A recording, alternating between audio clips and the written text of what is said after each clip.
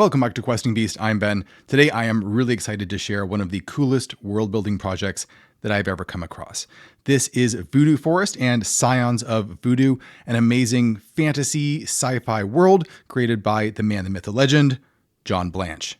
If you don't know who John Blanche is, he is one of the most influential artists and designers in the entire world of tabletop gaming. He is the visionary mastermind behind the look, the aesthetics of Warhammer, especially Warhammer 40,000.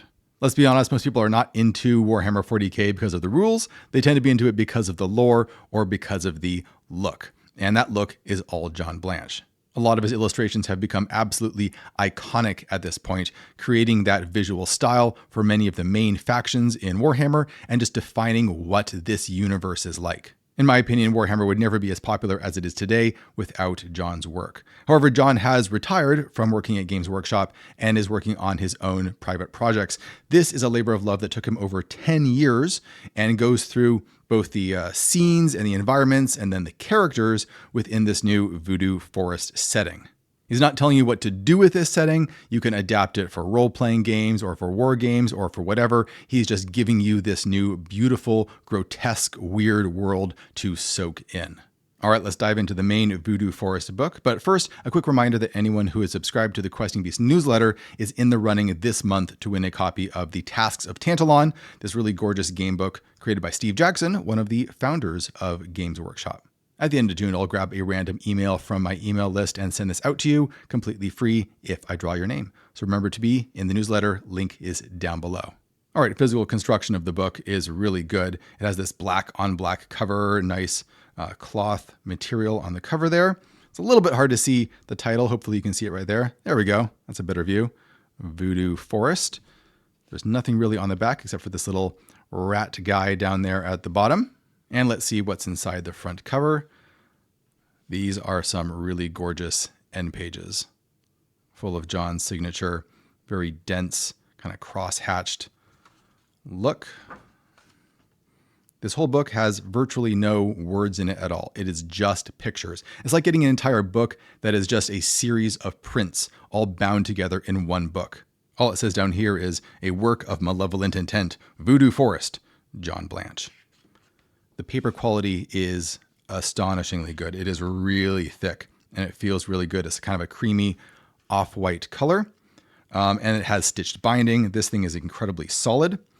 The main downside is that because it has these very thick pages, it does not want to lie flat. You really kind of have to hold it open or it will spring shut because you are just seeing a bunch of high quality prints, basically, like I said. Not really designed to be read like a tabletop role-playing game book where you want it to be nice and flat. You just get to soak in each of these images one at a time. And there's so much crazy variety. You do see some characters that remind you of some Warhammer 40k characters. Like this kind of looks like the Harlequins. But there was a lot more, let's call it Nurgle, in the look of this world, where you're in a voodoo forest. There's a lot of corruption, a lot of fungus, a lot of rot. On the backside of each of these images, there's a little guide down there in the corner. This one says, Ariel whispers breathe, but they're all slightly different. This one says, distant Ophir. Oh, that's a really great one. I love a good flying ship.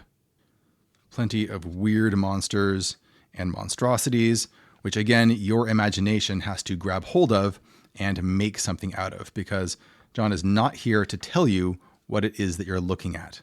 Ultimately, that is up to you to decide. I can see this working as just a grotesque setting for a role-playing game where you can build your own lore. And there's so many great images that as you come across different NPCs and different locations and scenes, you can just show the book to your players and say, this is what you're looking at.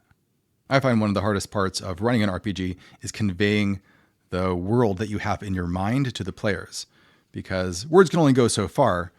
Everyone's going to visualize it a little bit differently no matter how you describe it. And if you have a really fantastic art book like this one, then that cuts your ability to describe things right out and you can just show them what they see. I love some of these vistas that don't have any characters in them.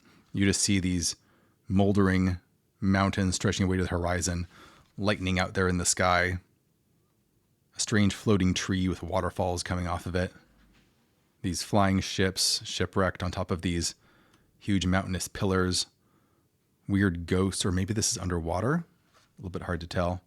This has a bit of an Ian Miller look, where you have these twisty trees that are fighting each other. That's more of a Slaanesh character, if you want to have a Warhammer reference. Not that many characters in this book, because it's really the sequel that focuses on those. And the sequel also adds color, whereas this sticks to black and white. Some more great airships. If I was going to run this, we'd definitely go with an airship campaign, because you can be in one of these flying ships floating above the Voodoo Forest and then maybe descending into it to delve down into it, kind of like the Forest of Corruption in Nausicaa. That's the feel that I'm getting here. Here's a little self-portrait of John. He illustrates covers and pages of books such as the British edition of Dungeons & Dragons. A lot of people don't know that. The Prince and the Woodcutter and the Tolkien Bestiary. The Tolkien Bestiary is actually where I first discovered his work, along with Ian Miller's work. There was a first version of Voodoo Forest that was self-published by him in 2015, but this is a longer, rearranged, and definitive version of this world-building project.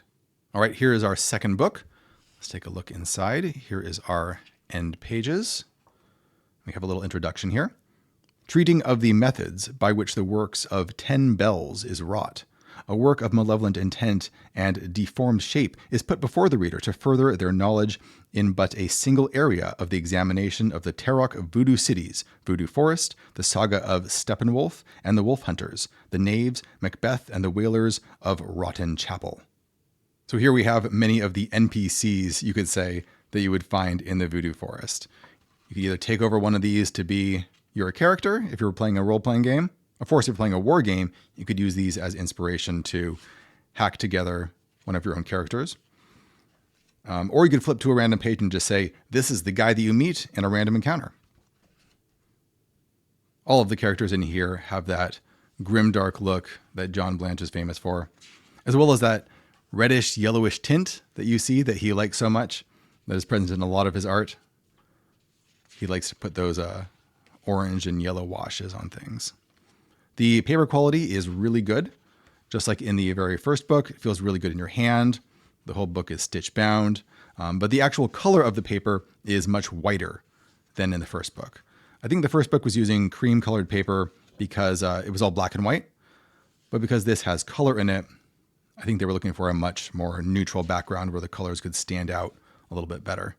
I love just looking at each of these guys and wondering, who is that guy? What is his story? How does he fit into the lore, right? There is no official lore. It's something that you're going to have to make up on your own. Are these all just mercenaries? Are they part of some kind of eternal war happening within the Voodoo Forest? Or are they all just weird loners out doing their own thing that you can encounter as you explore?